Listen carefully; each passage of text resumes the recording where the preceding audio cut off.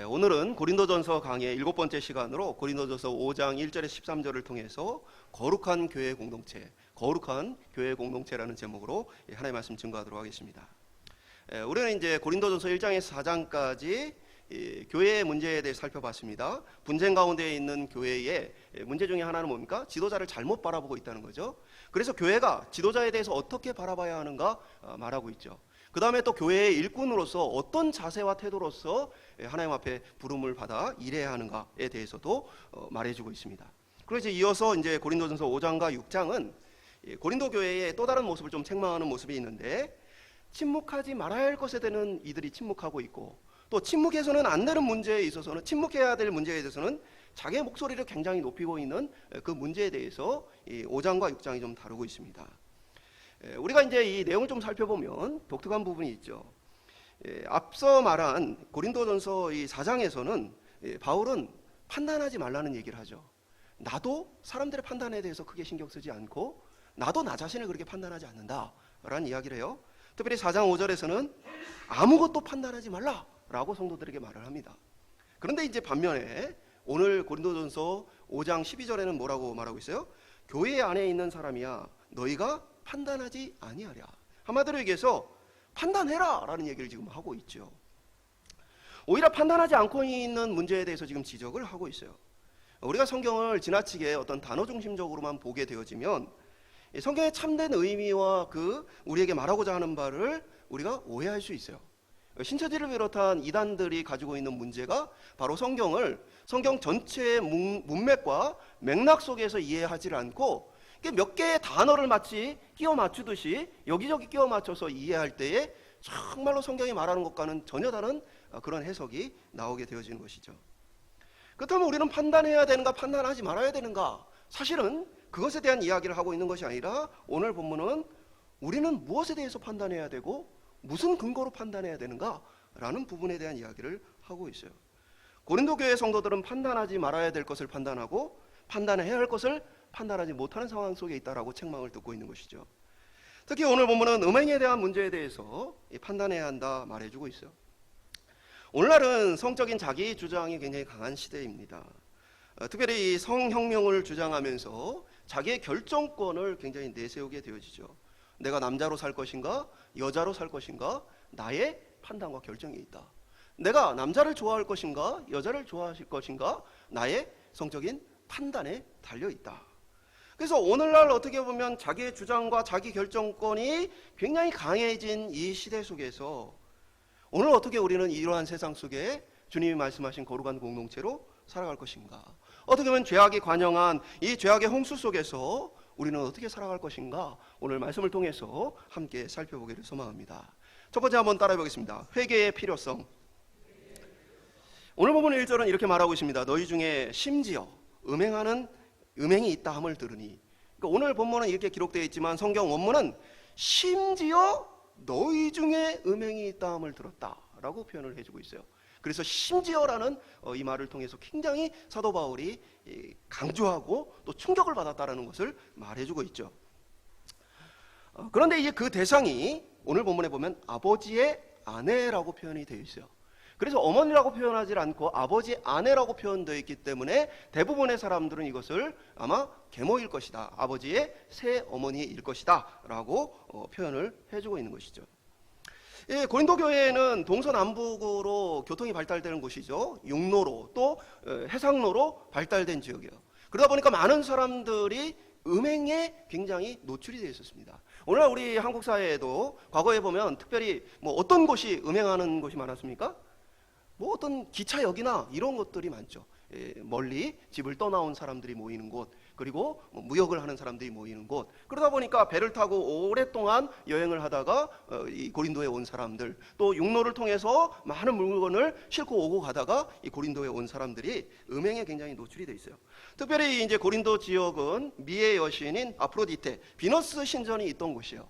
그러다 보니까 그곳에는 수많은 여성 창기들이 있었고, 이 고린도 자체에 어떤 음행이라는 문제는 심각한 사회 문제라기보다는 문화로서 자연스럽게 녹아있는 그러한 지역이었어요. 그러니까 이 고린도 사람들에게는 웬만한 음행의 문제는 별로 그렇게 큰 문제라고 여겨지지 않는 그런 상황 속에 사도 바울은 심지어 그러한 음행이 관영한 세상 속에 교회 안에 심각한 문제가 있다라는 이야기를 해주고 있습니다. 계모와 음행하는 일은 이 음행이 관영한 고린도 사회에서도 없는 일이다. 그런데 어떻게 교회 안에 있는 형제로부터 그런 일이 일어났느냐라는 이야기를 하고 있는 거죠. 실제로 역사가 키케로에 의하면 로마인들이나 헬라 사람들은 굉장히 이 음행한 부도덕한 사람들로 기록합니다. 그럼에도 불구하고 키케로는 이러한 식의 불륜이란 것은 그러한 음행의 사회 속에서도 금지되었던 일이다라고 얘기를 해주고 있어요. 그러니까 바울의 말처럼 음행이 관영한 그 세상 속에서도 이러한 정도의 모습은 보기 쉽지 않았던 문제였다는 것이죠. 그리고 아버지의 아내를 취하였다라는 이 단어가, 이 취하였다는 단어는 이제 엑소라는 헬라어인데 이게 소유하다는 의미를 갖고 있는데, 문제는 이게 현재 부정사로 쓰였어요. 이게 무슨 의미냐면 과거에 단회적으로 그런 일이 있었다면 과거 부정사를 쓰게 되어 있어요. 근데 현재 부정사를 썼다는 것은 과거로부터 지금까지 이 문제가 계속되고 있다는 거예요. 그리고 이 문제는 교회 성도들이 이미 다 알고 있는 문제예요. 그러니까 모든 사람들이 저 사람이 무슨 일을 저지르고 있는지를 다 알고 그것이 오랫동안 방치되어 있고 이 사람은 그러한 일을 계속 반복하고 있는 것이죠. 이 문제에 대해서 고린도 교회는 어떻게 반응했느냐? 2절에 보면 그러하고도 너희가 오히려 교만하여져서 어찌하여 통한이 여기지 아니하고 그 일을 행한 자를 너희 중에서 쫓아내지 아니하였느냐. 그러니까 이 고린도 교회 성도들은 이 사실을 알면서도 어떻게 했어요? 부끄러워하지 않았어요. 또 통한해하지 않았어요. 가슴 아파하고 분노하지 않았어요. 이들은 오히려 어떻게 했어요? 자기 스스로를 교만히 여겼어요. 교만하여져서 이러한 문제를 해결하지 않았다는 것이 명확하게 어떤 의미를 가지는지는 알 수는 없어요. 그러나 많은 사람들 중에는 이렇게 해석하기도 합니다. 이들이 영적인 어떤 그 추구함, 영적인 어떤 탁월함을 추구하면서 육체적인 문제에 대해서는 가볍게 여겼다. 그래서 자기들 스스로를 우리는 영적으로 대단한 사람들이고 이러한 육적인 문제는 그 영적인 문제에 비해서 별로 중요하지 않은 것처럼 생각을 했다. 꼭 이렇게 해석할 수는 없지만 분명한 것은 이들이 영적인 우월성을 주장하면서도 이 문제를 해결하지 않고 있었다는 것입니다. 실제로 자신의 영적인 우월성을 주장하는 자들 중에는 교회 안에 심각한 문제를 일으키는 사람들이 종종 있어요. 그리고 그들은 그 문제에 대해서 부끄러워하지 않습니다. 그러한 많은 부도덕한 문제들을 향해서 이것은 영적인 차원의 어떤 것인 것처럼 이야기를 합니다. 성경에서 벗어난 영적인 우월성은 그냥 죄일 뿐이에요. 아무리 영적인 말들로 그것을 포장해도 죄는 죄일 뿐입니다. 오늘날 성혁명의 시대에 관용이란 말을 앞세우고 어떻게 보면 다른 사람에 대한 존중이란 말을 앞세워서 굉장히 멋있게 포장되어 있지만 분명한 것은 죄는 죄일 뿐이라는 거예요. 성적인 자기 결정권을 인정하라고 말하는 오늘날의 무신론의 시대는 하나님이 없기 때문에 당연하게 그러한 말을 하게 되어지는 거죠. 하나님을 무시하기 때문에 하나님의 기준이 아니고 내가 기준이기 때문에 내 마음대로 내가 결정해서 살겠다는 말이 나오게 되어지는 것이에요. 이것은 이상한 일이 아니에요. 사실은 당연한 일이죠. 인간의 죄의 근본이 무엇입니까? 하나님을 그 하나님의 자리에서 몰아내고 내가 그 하나님의 자리에 앉아서 내가 하나님같이 되고자 하는 것이 인간 죄의 뿌리 깊은 본성이에요. 그렇기 때문에 그러한 본성을 가진 인간이 하나님의 법과 하나님의 질서를 버리고 내가 내 결정권을 가지고 내가 왕이 되겠다라고 하는 것은 어떻게 보면 인간 죄의 부패한 본성에 딱 맞는 모습들이라는 것이죠. 고린도 교회 성도들은 그러한 식으로 자기 결정권을 가지고 자기의 선택과 결정을 따라 지도자들을 판단했어요. 그러면서 어떠한 지도자가 자신에게 맞는지 그를 추종하고 그 추종하는 것을 통해서 교회는 분열되었습니다. 반면에 음행하는 자에 대해서는 판단하기를 멈추고 바울이 권면하는 것과 같이 하나님의 말씀을 통해 그것을 기준 삼아 죄에 대해서 분별하라고 말하는 것에 대해서는 분별하지 않고 있었어요. 그러면서 사도 바울은 3절을 통해 이렇게 말합니다. 내가 실로 몸으로는 떠나 있으나 영으로는 함께 있어서 거기 있는 것 같이 이런 일 행한 자를 이미 판단하였노라. 그러니까 사도 바울이 몸으로는 내가 떠나 있지만 영으로는 함께 있다라는 이 표현은 뭐냐면 하나님의 말씀과 성령의 진리 안에서 내가 판단한다라는 거예요. 그러니까 하나님의 말씀과 성경의 진리 안에서 성도들은 비록 몸은 떨어져 있지만 그러나 그 안에서 뭐예요? 같은 결정을 내리게 되어진다는 거예요. 그리고 내가 이미 판단하였노라. 이 판단하다라는 말은 크리노라는 단어로 이 심판하다는 의미를 가지고 있어요. 그러니까 나는 이미 이 문제에 대해서 판결을 내렸다라고 사도 바울이 이야기를 합니다. 그럼 사도 바울의 판결은 뭡니까? 이 4절과 5절에 이어지는 말씀에 보면 주 예수의 이름으로 너희가 내 영과 함께 모여서 주 예수의 능력으로 이러한 자를 사단에게 내어줬으니 이는 육신은 멸하고 영은 주 예수의 날에 구원을 받게 하려 함이라. 그러니까 사도 바울의 판결은 뭐예요? 이 사람을 사단에게 내어주었다. 그러면 사단에게 내어줬다는 것이 어떤 의미일까요? 이건 교회 출교를 얘기합니다. 그래서 당신은 더 이상 하나님의 자녀가 아닙니다.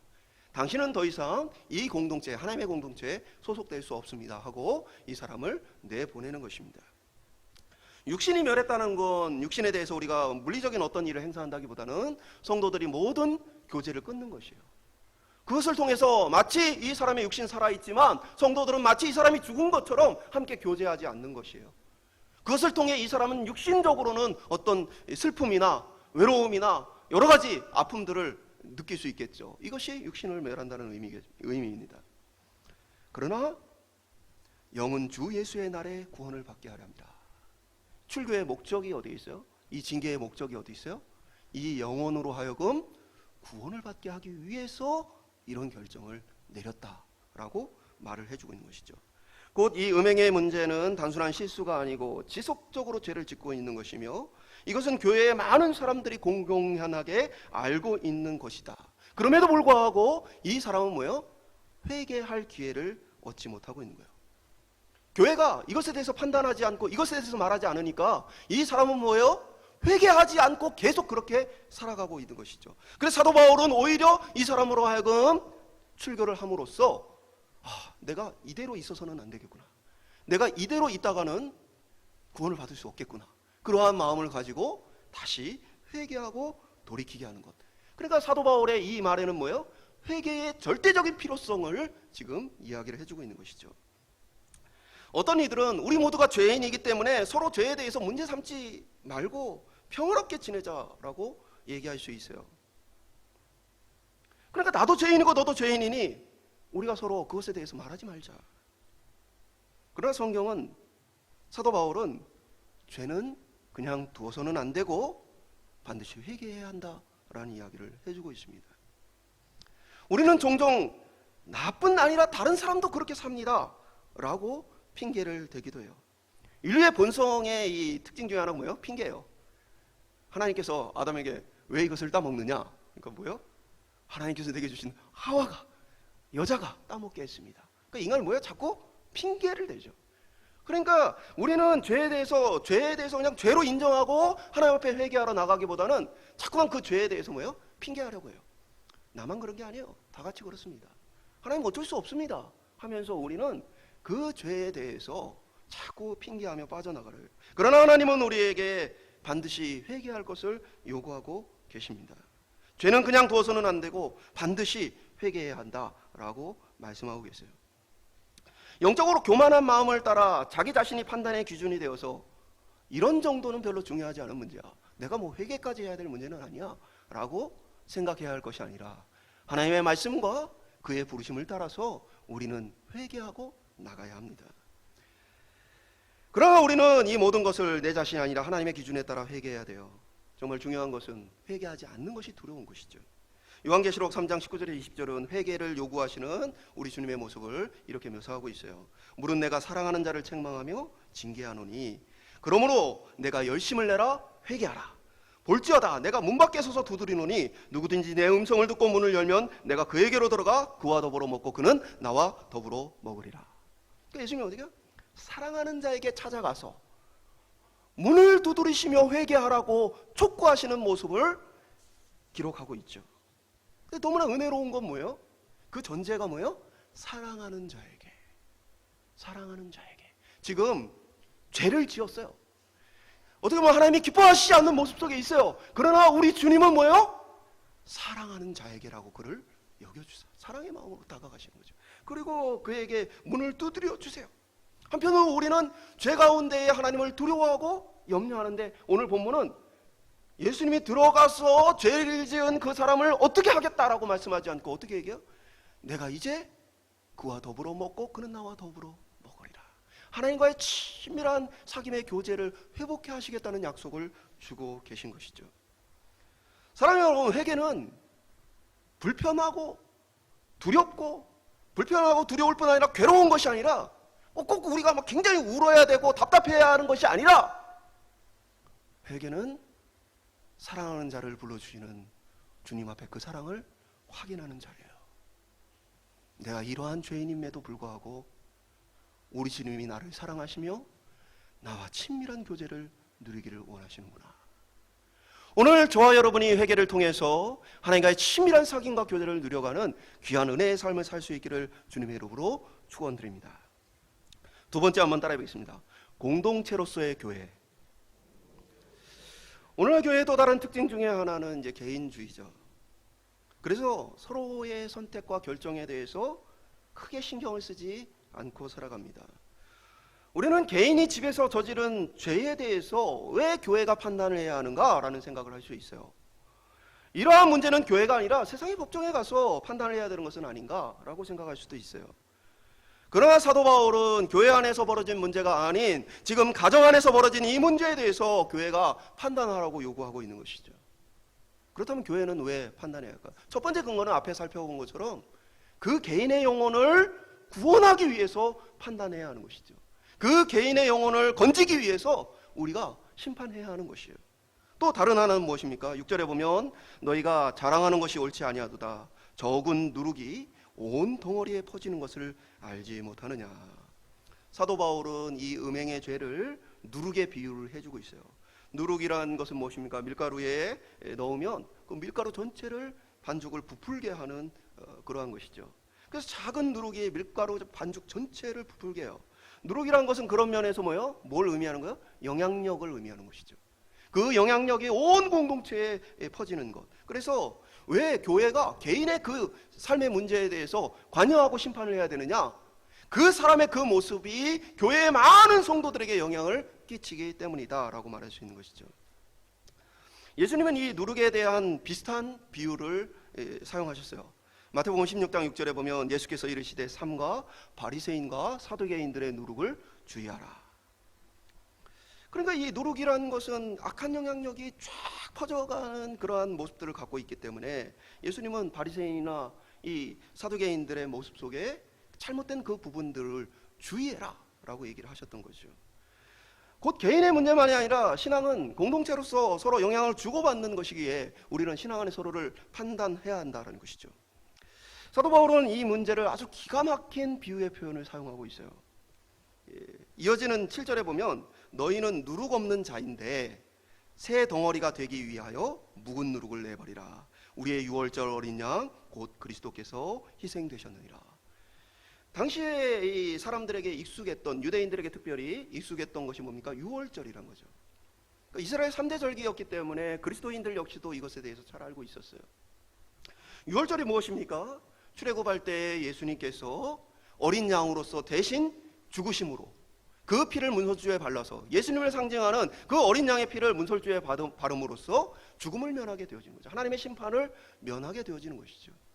그래서 또 그 유월절과 관련해서 이어지는 무교절의 절기가 진행이 되어지는데 그때는 출애굽을 급하게 하나님께서 이끌어 가시기 때문에 이들로 하여금 누룩이 들어가지 않는 무교병, 누룩이 들어가지 않은 것으로 먹고 또 쓴 나물로 먹고 하라고 하나님께서 명령하시죠. 이 유월절과 무교절은 이스라엘 백성에게 있어서는 이어지는 절기이고 그렇기 때문에 이후에는 이것이 마치 하나의 절기처럼 여겨져 왔어요. 그러니까 이때에 그러면 이 사람들이 뭘 하냐? 무교병을 먹어야 하기 때문에 집에 누룩이 있어서는 안 돼요. 그래서 유월절을 앞두면 이 사람들이 집 구석구석을 찾아가지고 누룩을 다 제거하는 일을 합니다. 그러니까 그들의 그 삶의 모습을 비유해서 지금 사도 바울이 설명하고 있는 거예요.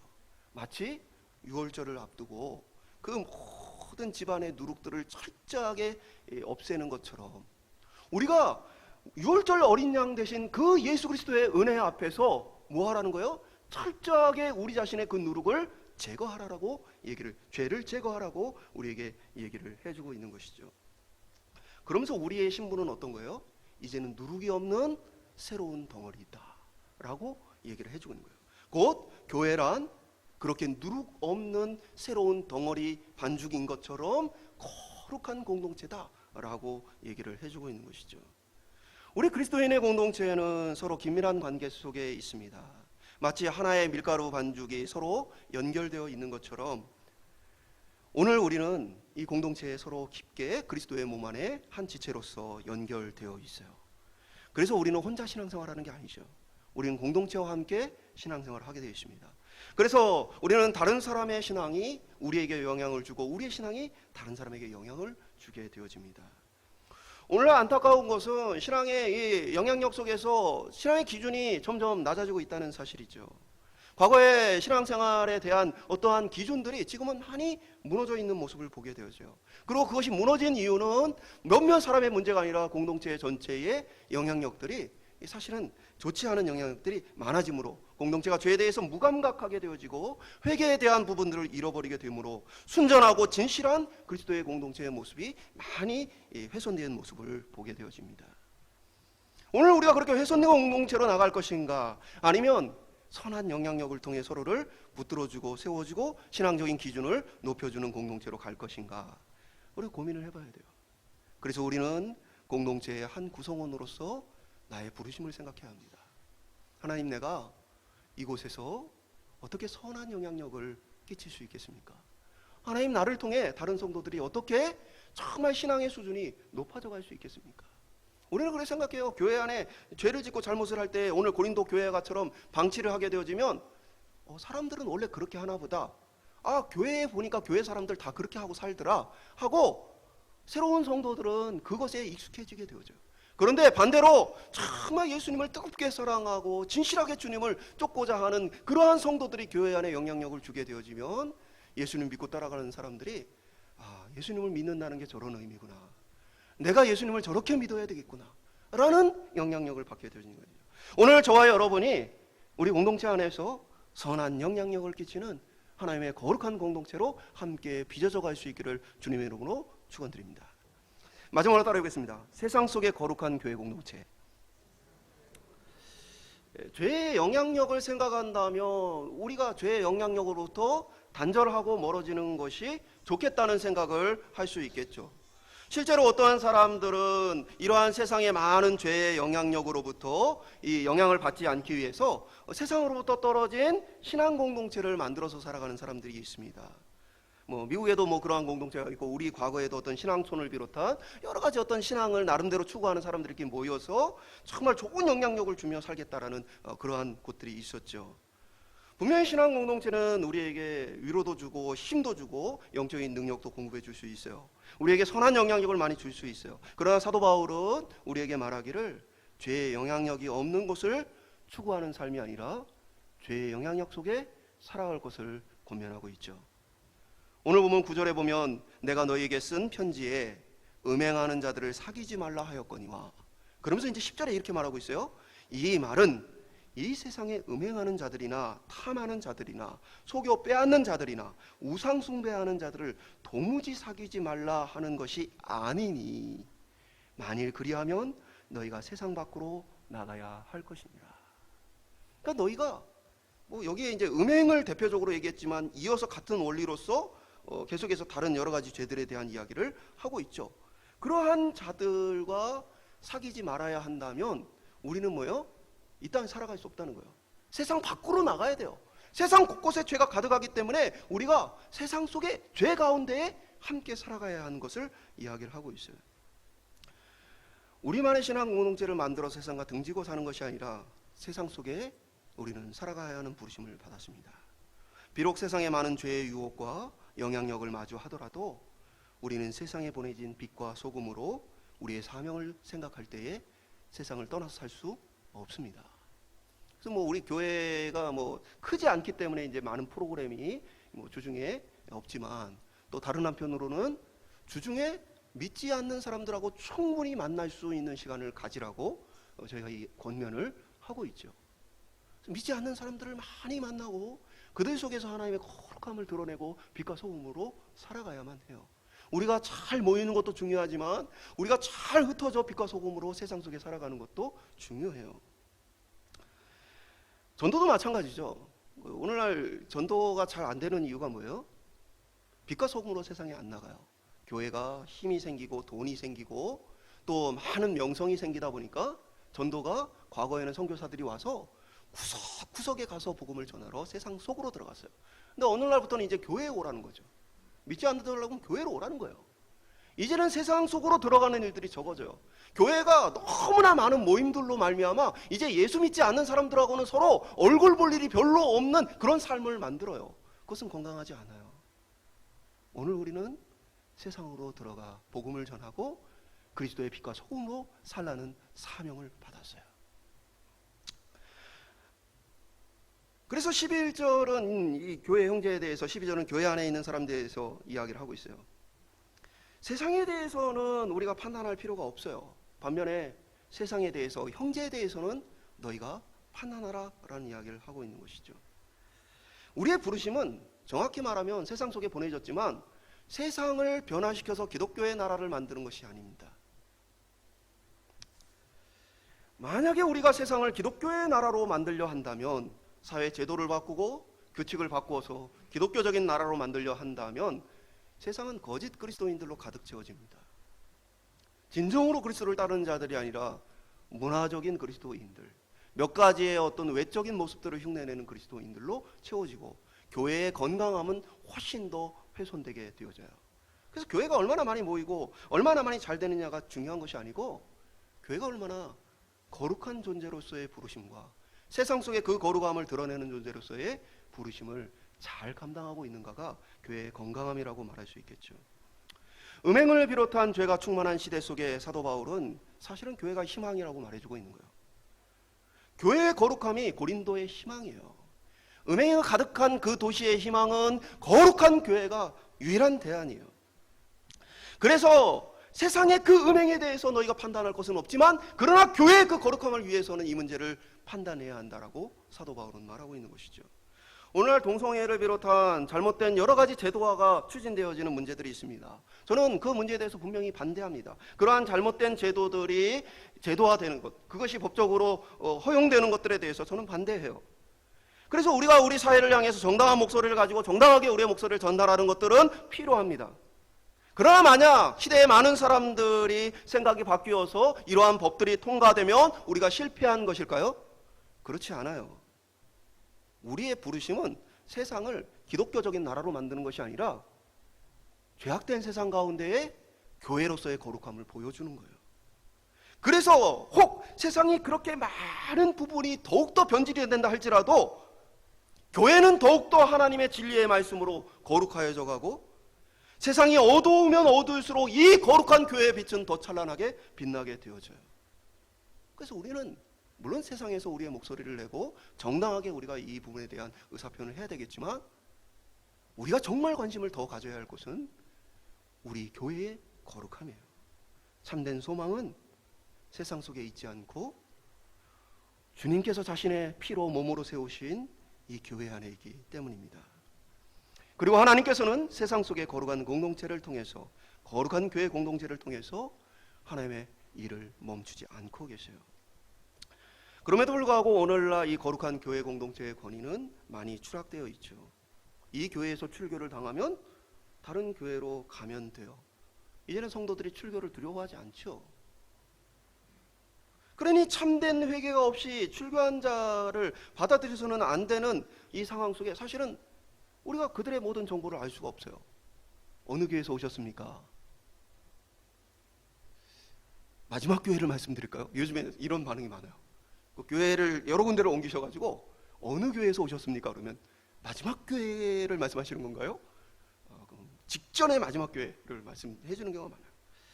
그러니까 이제 그 어느 교회에서 무슨 일이 있었는지를 지금은 우리가 파악하기가 어렵죠. 심지어는 어떤 교회는 우리 성도님들이 너무나 많아서 이 새로운 신자 외에는 우리가 더 이상 등록을 받지 않습니다. 그러면은 그 교회에 가기 위해서 새 신자가 돼서 교회를 가요. 예수님을 모르는 척 들어갑니다. 그럼 뭐 어떻게 알겠어요? 그러니까 지금의 어떤 이 성경에 기록되었던 시대에 서로에 대해서 깊이 아는 작은, 어떻게 보면 이 사회와는 달리 오늘날 너무나 도시화되어 있는 이 시대에 사실 교회의 권위가 많이 추락이 되어 있어요.